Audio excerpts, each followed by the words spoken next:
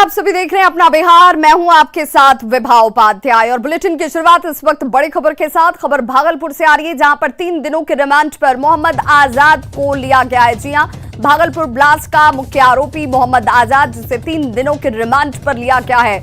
मोहम्मद आजाद ने कल ही कोर्ट में सरेंडर कर दिया था, जिसके बाद रिमांड को लेकर लगातार चर्चाएं चल रही थी। 3 दिनों का रिमांड मोहम्मद आजाद को लेकर मिला है, जिसमें उससे गहनता से पूछताछ की जाएगी इन 3 दिनों के रिमांड पर मोहम्मद आजाद से। तो भागलपुर ब्लास्ट का आरोपी मोहम्मद आजाद, जिसने कल ही कोर्ट के सामने सरेंडर कर दिया। पुलिस दबिश की वजह से मोहम्मद आजाद ने सरेंडर किया और अब 3 दिनों की रिमांड पर अब उससे पूछताछ। इस पूरे घटनाक्रम में, इस पूरे ब्लास्ट में, जिसमें 15 लोगों ने अपनी जान गंवाई, इसके पीछे की साजिश हर रात से पर्दा उठता हुआ नजर आएगा। तो भागलपुर में ब्लास्ट के बाद पुलिस हरकत में आई है और लगातार जांच अभियान चल रहा है। छापेमारी के दौरान हबीबपुर थाना क्षेत्र के सरदारपुर गांव में 2 गोदामों से भारी मात्रा में पटाखे बरामद किए गए। पुलिस कागज की फिलहाल जांच कर रही है। अगर पटाखे अवैध हुए तो कार्रवाई निश्चित मानी जा रही है। और एक्सक्लूसिव तस्वीरें देखिए आपके टीवी स्क्रीन पर, जहां पर ब्लास्ट के बाद लगातार इस इलाके में अभियान चलाया जा रहा है और संवाददाता आशीष रंजन की रिपोर्ट आपको जरूर देखनी चाहिए। काजवेली चक में हुए बम धमाके के बाद 15 लोगों की जहां मौत हो गई थी, उसके बाद जिले के वरीय अधिकारियों ने लगातार जो है सभी थाना को पटाखा के खिलाफ कार्रवाई का निर्देश दिया था। और आज आप देख सकते हैं हबीबपुर थाना के सरदारपुर में जो है टाटा ट्रांसपोर्ट जो है, उसमें जो भारी संख्या में जो है यहाँ पर पटाखे मिले हैं, जिसे पुलिस की टीम लगातार जो है यहाँ पर उसका गहन छानबीन कर रही है। काफी संख्या में 2 गोदामों में जो है ये ट्रांसपोर्ट के पटाखे मिले हैं और उसके लिए जो है यहाँ कई थानों की पुलिस जो है बजरा टीम है उसको लगाया गया है। सामने भी एक गोदाम है जिसमें भी जो है काफी संख्या में पटाखे हैं और सबकी जांच होगी और इन पटाखों की FSL जांच कराई जाएगी, जिसके बाद पता चल सकेगा कि क्या कौन सा पटाखा है ये और कितना शक्तिशाली है। वहीं लगातार वरीय पुलिस अधीक्षक के निर्देश के बाद जो है सभी थाना क्षेत्रों में लगातार पटाखा को लेकर छापेमारी की जा रही है। वहीं अब इस मसले पर कोई भी अधिकारी कुछ भी बोलने को तैयार नहीं है। अभी तुरंत ये छापेमारी हुई है और अभी इसकी जांच की जा रही है। आशीष रंजन, न्यूज 18 भागलपुर। तो ब्लास्ट के बाद से लगातार इस इलाके में गहनता से अभियान चलाया जा रहा है, छापेमारी की जा रही है। एसटीओ ने बताया कि अभी जांच लगातार चल रही है। पटाखे बेचने का लाइसेंस है या नहीं है, इसके बाद ही कार्रवाई की बात सामने आएगी। स्टोरेज है, ठीक है, और साथ ही में हम लोग जिला से भी लिस्ट मंगवा रहे हैं ताकि ये स्पष्ट हो पाए कि क्या अभी हम लोग के पास कोई लाइसेंस डिस्ट्रीब्यूटर है। तो इससे स्पष्ट हो जाएगा कि मतलब ये इलीगल स्टोरेज है या फिर बाकी। वहीं पटना के गर्दनी बाग में नियोजित शिक्षकों का प्रदर्शन चल रहा है। नियोजित शिक्षक राज्य कर्मचारी का दर्जा देने, ऐच्छिक ट्रांसफर, प्रमोशन सहित कई तरह की मांगों के साथ इस वक्त प्रदर्शन कर रहे हैं और मांग पूरी होने तक इनका यह आंदोलन जारी रखने का ऐलान भी सामने है। इनसे बात की हमारे सहयोगी रजनीश कुमार ने। राजस्थान सरकार द्वारा पुरानी पेंशन की घोषणा के बाद अब आंदोलन बिहार में भी तेज हो गया है। राज्य भर के नियोजित शिक्षक राजधानी पटना पहुंच गए हैं, गर्दनी बाग से लगातार मांग कर रहे हैं। एक तरफ जहां विधानसभा सत्र चल रहा है, दूसरी तरफ ये अपनी आवाज़ उठा रहे हैं कि पुरानी पेंशन लागू करो। तो सीधे बात करते हैं, शिक्षक नेता हैं, क्या लग रहा है, एक उम्मीद लेकर आप लोग पहुँचे हैं? बिल्कुल सही। 2004 से जो केंद्र सरकार ने पेंशन स्कीम को बंद कर दिया, उसको लेकर शिक्षक और कर्मचारियों में पूरे देश में हताशा थी और राजस्थान सरकार ने जो शिक्षक और कर्मचारियों की पुरानी पेंशन जिनको समाप्त कर दी गई 2004 के बाद, उनको लागू करे एक ऐतिहासिक काम किया है। जब तक हमारी जो मांग है नहीं मिल जाएगी, तब तक निरंतर चरणबद्ध से हम पूरे सूबे बिहार में आंदोलन करते रहेंगे और अपनी मांगों को लेकर हर प्रखंड जिला में अपना डिमांड हम करते रहेंगे। लेकिन अगर बात करेंगे तो तकरीबन 17-18 साल का जो एरियर होगा, सरकार तो बजट का रोना रो रही है। आपको लग रहा है कि एरियर के डर से सरकार जो है, यह एरियर के जो बात है रोना, यह कतई इसको बर्दाश्त नहीं किया जा सकता है, क्योंकि केंद्र सरकार 60% देती है मद और 40% बिहार सरकार देती है। हक लेके आप लोग हाँ, हम लोग हक लेकर रहेंगे, लड़ते रहेंगे। जब तक हमारी मांग पूरी नहीं होती है तब तक सरकार को ईंट से ईंट हम बजा देंगे। 5 से 6 विधानसभा के विधायक भी पहुंचे और पूर्व सांसद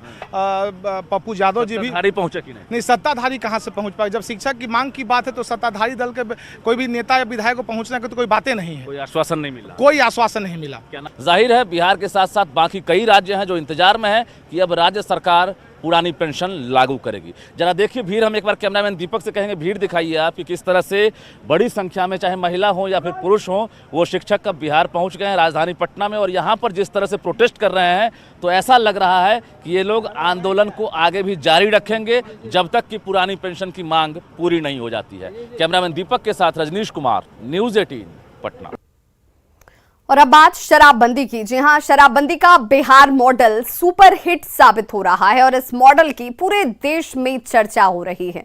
इतना ही नहीं, कई राज्य बिहार के इस मॉडल को अपने यहां लागू करना चाहते हैं और इसी सिलसिले में राजस्थान से 4 सदस्यीय एक टीम भी पटना पहुंची और मुख्यमंत्री नीतीश कुमार से मुलाकात उनकी होती है। तस्वीर आप एक्सक्लूसिव देख पा रहे हैं जहां पर राजस्थान से यहां ये टीम पहुंची हुई है जिसकी तरफ से मुलाकात की गई मुख्यमंत्री नीतीश कुमार के साथ, और सीएम से मुलाकात के दौरान शराबबंदी कानून लागू करने और इसमें आने वाली समस्याओं से कैसे निपटा जाए, इन तरीकों पर भी बातचीत हुई है। मुलाकात के बाद राजस्थान की टीम बेहद उत्साहित नजर आई और उम्मीद जाहिर की गई कि राजस्थान में भी शराबबंदी कानून लागू होगा। टीम लीडर ने कहा कि इस मॉडल को पूरे देश में लागू किया जाना चाहिए। एक पूरा 1 to 1 का कार्यक्रम बन गया है और जिलों में भी जाने का कार्यक्रम है। जिलों में भी जाएंगे और कच्ची बस्तियों में भी जाएंगे। हम यूनिवर्सिटी में भी जानेंगे कि युवाओं से भी बातचीत करें कि उनके परिवार में क्या बदलाव आया है, क्योंकि बच्चे ही बता सकते हैं कि माता पिता में क्या बदलाव है, हमारे परिवार में क्या बदलाव है और युवा पीढ़ी किस तरह से इस नशे की दलदल से, क्योंकि मैं ये देखती हूँ कि जो युवा है वो कहीं ना कहीं शराब के प्रति आकर्षित हो रही है, नशे के प्रति आकर्षित हो रही है। तो कहीं ना कहीं हम ये जानना चाहते हैं कि बिहार में किस तरह से सुधार हुआ है और शराबबंदी से किस तरह से परिवारों में बदलाव। जेडीयू के एमएलसी उम्मीदवारों के नामों का ऐलान कर दिया गया है। जी हां, पटना से वाल्मीकि सिंह जेडीयू के एमएलसी उम्मीदवार होंगे। ये नाम अब सामने आ चुके हैं जिसमें पटना से वाल्मीकि सिंह को जेडीयू ने एमएलसी उम्मीदवार अपनी तरफ से बनाया। वहीं नालंदा की बात करें तो रीना देवी जेडीयू के एमएलसी उम्मीदवार होंगे। ये दोनों नाम अब सामने आ चुके हैं। साथ ही साथ गया, जहानाबाद और अरवल से बात की जाए तो मनोरमा देवी जेडीयू उम्मीदवार वहां पर आपको नजर आएंगी। नवादा से सलमान राकी उम्मीदवार हैं, जबकि भोजपुर और बक्सर से राधा चरण शाह को उम्मीदवार बनाया गया है। ये वो नाम जिसमें पश्चिम चंपारण से राजेश राम को जेडीयू ने भरोसा जताते हुए एमएलसी उम्मीदवार बनाया है। मुजफ्फरपुर से दिनेश कुमार सिंह उम्मीदवार के तौर पर चुनावी मैदान में आपको नजर आएंगे। सीतामढ़ी और शिवहर की बात करें तो रेखा कुमारी उम्मीदवार बनाई गई हैं। वहीं मुंगेर, जमुई, लखीसराय, शेखपुरा से संजय प्रसाद, ये वो नाम जिस पर जेडीयू ने अपनी मोहर लगाई है। भागलपुर और बांका से विजय कुमार सिंह को उम्मीदवार बनाया गया है।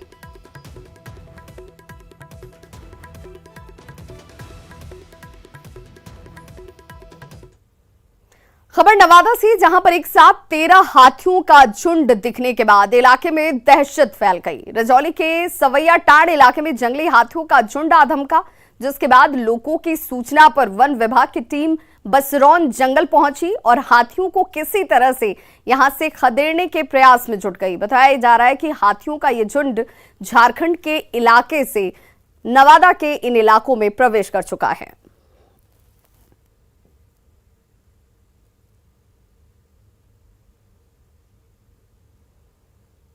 तो रजौली के बिसनेर की ये तस्वीर, जहां पर हाथियों को खदेड़ने के लिए फिलहाल वन विभाग की टीम जो है वो पूरी मशक्कत करती हुई 13 हाथियों का झुंड बताया जा रहा है जो झारखंड के इलाके से यहां पर प्रवेश किए हैं। तो चूंकि आज महिला दिवस है और महिला दिवस पर उन तमाम महिलाओं के योगदान की चर्चा की जा रही है जिन्होंने समाज में कहीं ना कहीं एक बड़ा और कड़ा संदेश दिया है। मुजफ्फरपुर की बात करेंगे तो 13 साल की जानवी संयुक्त राष्ट्र में बिहार का दम दिखा रही हैं। लैंगिक समानता पर लिखी उनकी किताब दुनिया के 20 किताबों में से एक है जिसने 2 साल से न सिर्फ ग्लोबल लीडरशिप समिट में से शामिल हुई हैं बल्कि 2 अवार्ड्स भी जीत चुकी हैं।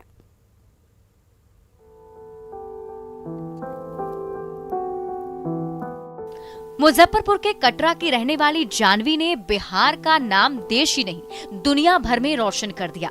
13 साल की जानवी संयुक्त राष्ट्र फाउंडेशन में विश्व की बड़ी हस्तियों के सामने संबोधित कर चुकी हैं। ग्लोबल लीडरशिप समिट 2020 और 21 में भाग ले चुकी हैं, जहां उन्हें फाउंडेशन की तरफ से गर्ल ऑफ ग्रांट अवार्ड दिया जा चुका है।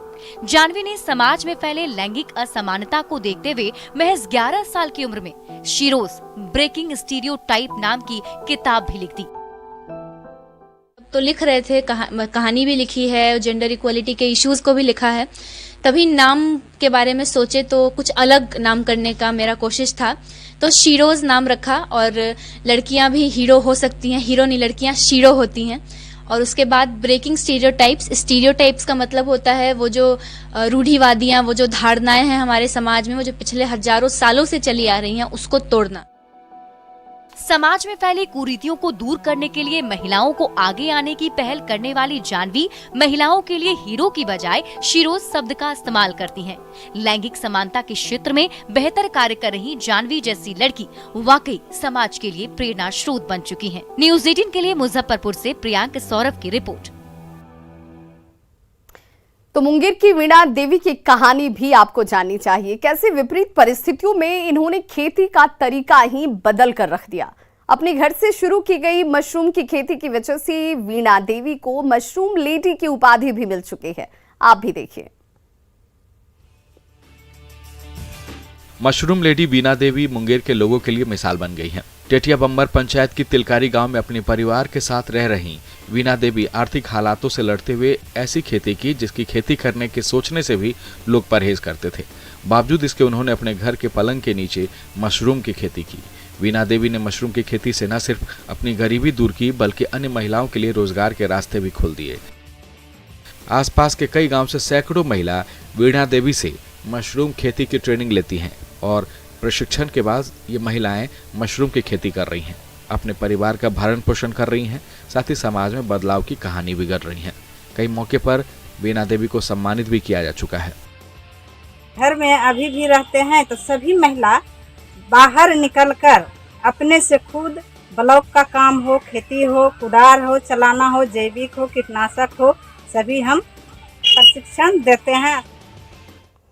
तो अंतर्राष्ट्रीय महिला दिवस के मौके पर अब एक ऐसी बेटी से आपको रूबरू करवा देते हैं जो हजारों बेटियों को दलालों के चंगुल से बचा चुकी है और भ्रूण हत्या से लेकर बाल विवाह रोकने के लिए निरंतर मुहिम चला रही है। पटना की शिल्पी सिंह, जी हां, पिछले 10 सालों से शिल्पी सिंह सीमांचल और कोसी जैसे इलाकों में बेटी बचाओ आंदोलन के जरिए बेटियों को जीने की राह दिखा रही हैं। शिल्पी ने अकेले ही अभियान की शुरुआत की थी, लेकिन आज इसकी कोशिश से 50 से ज्यादा दुर्गा जत्था तैयार हो चुका है और अब तक 10,000 से ज्यादा बेटियों को दलालों के चंगुल से मुक्त करा चुकी हैं शिल्पी सिंह से बात की हमारे संवाददाता रजनीश कुमार ने। मैं अकेली ही चली थी जानिबे मंजिल, लोग साथ आते गए और कारवां बनता गया।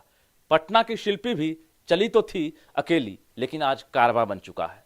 बेटी बचाओ आंदोलन चलाने वाली शिल्पी आज 50 से ज्यादा जत्था तैयार कर चुकी है। सीमांचल हो या कोसी इलाका, जहां पर ना सिर्फ बेटियों को ट्रैफिकिंग से बचा रही है बल्कि बेटियों को साक्षर भी बना रही है। तो महिला दिवस पर न्यूज़ 18 आज शिल्पी जैसी बेटियों को सलाम कर रहा है और सीधे हम शिल्पी से ही बात करेंगे। कैसे देख रही हैं महिला दिवस को? पहले तो न्यूज़ 18 को बहुत बहुत बधाई और धन्यवाद भी कि महिलाओं के मुद्दों को आप आगे लेके आ रहे हैं। मैं सबसे पहले उन सभी पुरुषों को अंतर्राष्ट्रीय महिला दिवस का बधाई देना चाहती हूँ, क्योंकि जेंडर इक्वालिटी की या बराबरी की हम बात करते हैं तो पुरुष को हम कटघरे में नहीं खड़ा कर सकते, हम उनको साथ देखना चाहते हैं अगर बराबरी का हक चाहते हैं तो पुरुषों को बहुत बहुत बधाई। हमें अंतर्राष्ट्रीय दिवस मनाने देने के लिए। और हम चाहेंगे कि एक अंतर्राष्ट्रीय दिवस पुरुषों का भी मने, ताकि जो बदलाव हो रहा है या बदलाव की प्रक्रिया हो रही है, क्योंकि अभी मैंने कल एक बहुत अच्छी लाइनें लिखी थी कि हम बदल तो रहे हैं पर तुम्हारे खिलाफ नहीं, हम बदल तो रहे हैं उस सोच और उस परवरिश के खिलाफ जो हमें बोझ समझता है और पराया धन समझता है, जो हमें कमज़ोर समझता है। मैं खासकर गर्ल ट्रैफिकिंग को रोकने के लिए काम करती हूँ। जो झूठी जबरन विवाह होता इतना आसान नहीं है, बिल्कुल मैं कहना चाहूँ। कई बार धमकियाँ मिलती हैं, कई बार दलाल SMS करके धमकाते हैं कि घर से उठा के लेके जाएंगे और बहुत सारी धमकियाँ देती हैं, पर मैं उन्हें कहना चाहती हूँ कि मैं डरने वालों में से नहीं हूँ। लोगों की ये सोच रही है कि बेटा का जन्म लेना एक खुशी का माहौल हो सकता है, क्योंकि वो आने वाले कहीं ना कहीं हमारे आने वाले समय को वो संभालेगा। पर जब बेटियां जन्म लेती हैं तो उसकी माँ को ये बधाई पत्र देते हैं ताकि उत्सव का माहौल बन सके, और ये बधाई पत्र हमारे अस्तित्व का उत्सव है। मैं लिखती रहती हूँ, गाती नहीं हूँ, हमारी बच्चियाँ गाती, पर मैं कोशिश करूँगी कि ये संवाद और संबंध बरकरार रहे। आगे माई काची उमिरी या के सिन्हूरा हमारो संग बिसराई देते ना, बिसराई देते ना, माई भूलाई देते ना। आगे माई काची उमिरी या के सिन्हूरा हमारो संग बिसराई देते ना। शिल्पी की जिद है कि अब बेटियां उड़ान भर सके और बेटों से किसी मुकाबले में अब बेटी कम नहीं रहे। यही वजह है कि ये निरंतर अभियान चला रही हैं, बेटी बचाओ आंदोलन भी चला रही हैं, साथ ही बेटियों को शिक्षित भी कर रही हैं और उन्हें दलदल से बाहर भी निकाल रही हैं। रजनीश कुमार, न्यूज़ 18, पटना।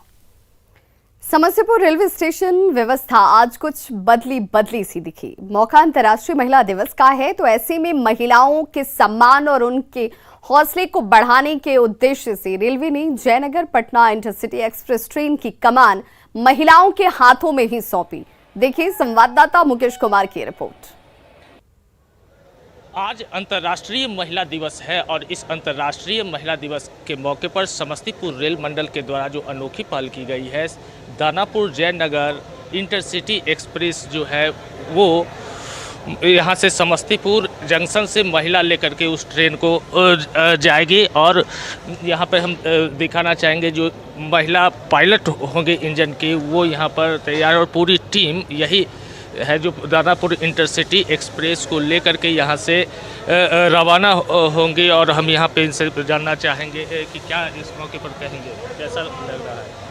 अच्छा लग रहा है बहुत, और जैसे कि नया है तो ये सम्मान मिल रहा है, बहुत अच्छा लग रहा है। खुद पे गर्व भी हो रहा है कि हाँ चलो मुझे मतलब कि इस मौके के लिए मुझे चुना गया है।